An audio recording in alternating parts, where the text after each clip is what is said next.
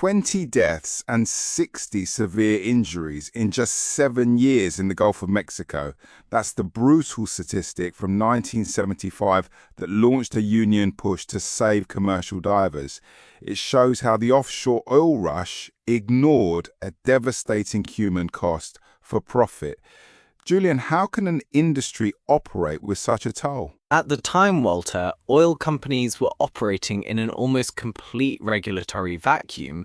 We were in the midst of a global energy crisis in the 1970s, so the geopolitical and economic imperative was to extract crude oil as fast as possible.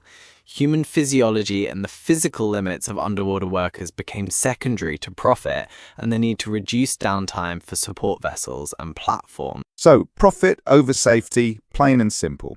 And based on historical archives, the Gulf of Mexico accounted for about 90% of commercial deep water dives in the United States.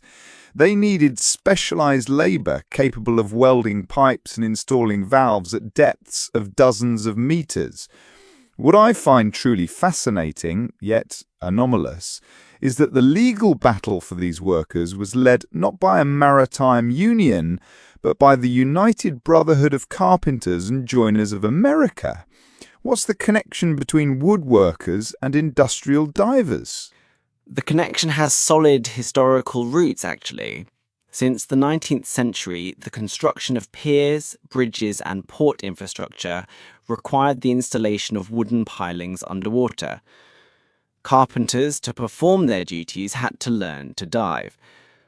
Over the decades, as materials evolved from wood to steel, the skills of divers transformed, but their union affiliation remained with the United Brotherhood of Carpenters.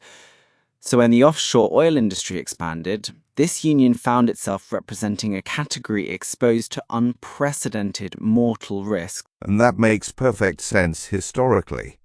Now we must analyze the nature of these risks in detail.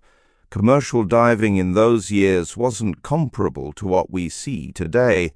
The primary enemy wasn't a shark or a storm, but the physics of gases. Decompression sickness, also known as caisson disease, was at the heart of this dispute. Could you explain the physiological mechanism here and why oil companies had an economic incentive to manipulate decompression tables? Certainly. The mechanism is based on Henry's law. At a constant temperature, the amount of gas dissolved in a liquid is directly proportional to its partial pressure. When a diver descends, they breathe air or gas mixtures at a higher pressure than at the surface. Nitrogen or helium in deep sea mixtures dissolves into body tissues and blood. The problem emerges during ascent. If the external pressure decreases too rapidly, the dissolved gases don't have time to be eliminated through the lungs. They return to a gaseous state, forming bubbles inside the body. And the consequences of these bubbles, as described in medical literature, are devastating. Nitrogen bubbles can block blood flow in capillaries, cause bone necrosis, irreversible spinal cord damage, or pulmonary embolisms. The US Navy had developed strict decompression tables decades earlier, which dictated precise pauses and ascent times based on time spent at depth, the bottom time. Oil companies were aware of these tables, weren't they? They knew the Navy tables, but considered them incompatible with their profit motive. The decompression times prescribed by the Navy could require hours or even days for deep water dives. In the offshore oil sector, keeping a support vessel in position while an operator spent hours decompressing suspended in the water cost thousands of dollars per hour. Many companies, lacking adequate hyperbaric chambers on board, imposed the use of proprietary tables designed to halve ascent times. Subsequent court documents and OSHA investigations proved that some of these experimental tables systematically exposed workers to an unacceptable risk of decompression sickness solely to shorten work cycles. So they were essentially playing metabolic Russian roulette with their divers. They'd bring workers to the surface before their tissues had desaturated, sacrificing the integrity of their vascular system to free up the ship and move on to the next job. According to a Washington Post investigation in May 1977, the Carpenters Union presented this data to the Occupational Safety and Health Administration. In 1975, they requested an emergency temporary standard. But OSHA faced strong resistance from employers who even challenged the industry's baseline numbers. The dispute over data was fierce. The union claimed there were about 2,300 commercial divers in the United States, based on membership lists and Gulf of Mexico contracts. Diving contractors associations countered, arguing that active professionals didn't exceed 600.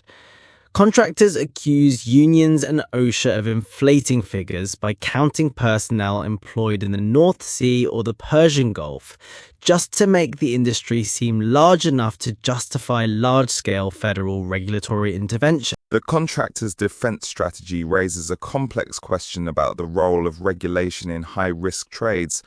Their main argument was that deep diving was inherently dangerous and that government regulators, confined to offices in Washington, lacked the technical competence to set adequate standards without destroying the industry.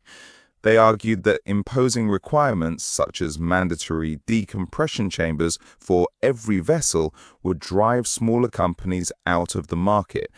How much basis was there for this fear of an industrial collapse? The concern over additional costs was very real. Buying, installing, and maintaining saturation systems in hyperbaric chambers required massive capital. Hiring on board hyperbaric physicians radically altered operating budgets.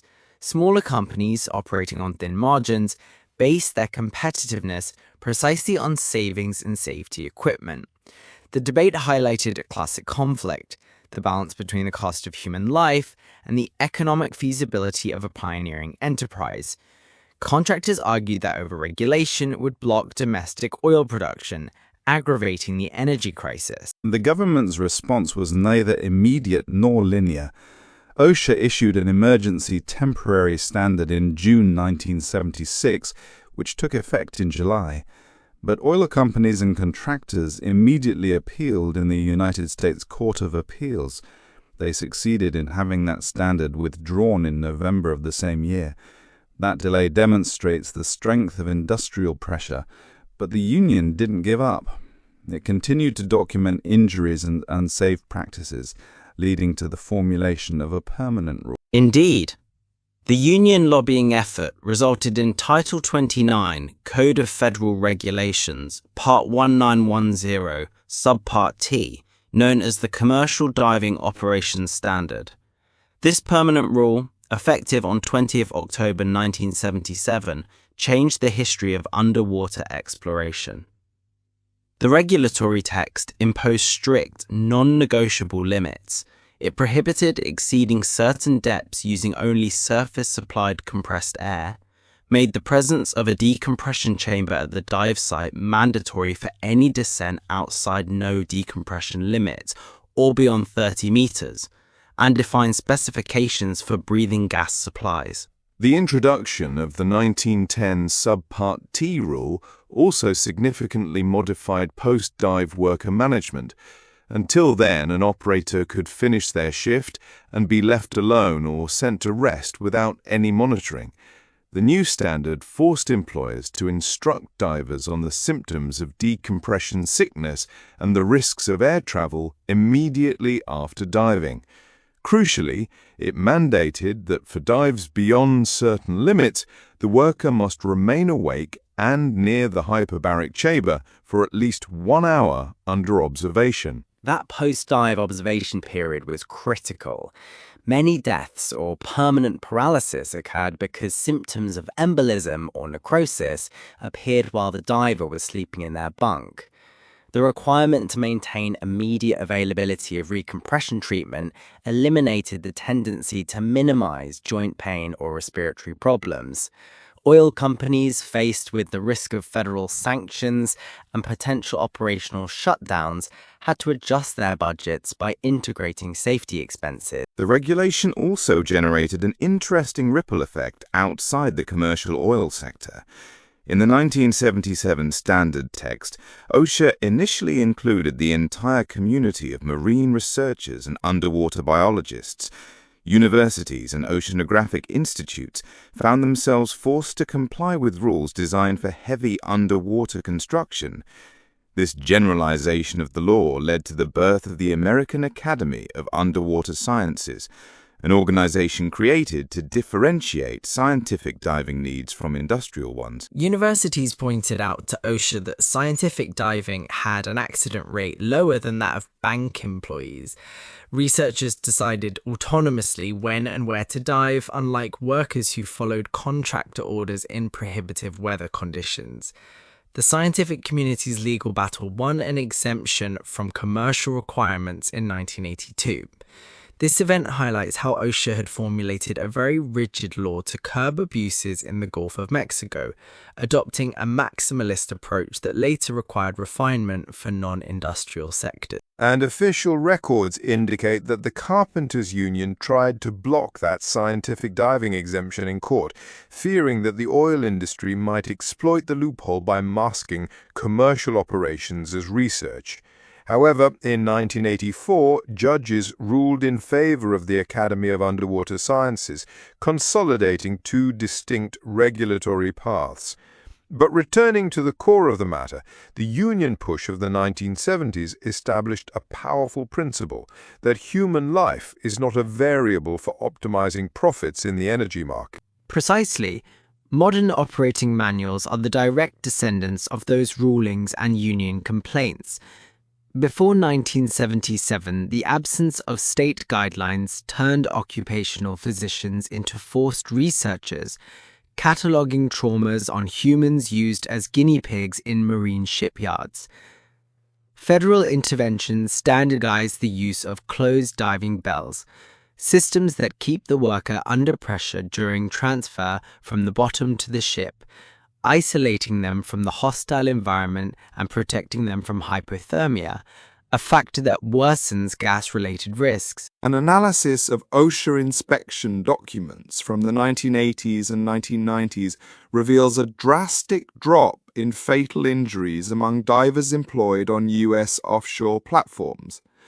The history of this regulation proves the vital role of organized pressure. Legislators tend to react slowly in highly technical and profitable sectors until a coalition of workers manages to turn medical data into legal weapons. Decompression tables, once seen as guidelines manipulable by companies, have become the inviolable legal basis of the employment contract. The pioneers of commercial diving certainly paid for infrastructural progress with their health.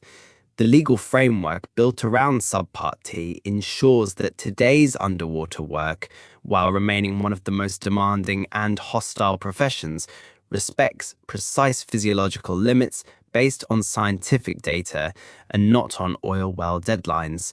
The creation of a mandatory standard forced naval engineering to design better support means, pushing technology to serve human safety. This clash between extractive logic, human physiology, and union organization clarifies how much the cost of crude oil weighed on those who physically assembled the submerged energy network that powers modern society. If this analysis of the battles of the pioneers of the deep has left you with food for thought, send the link of the episode to someone with whom you enjoy exploring the complex backstories of industrial history.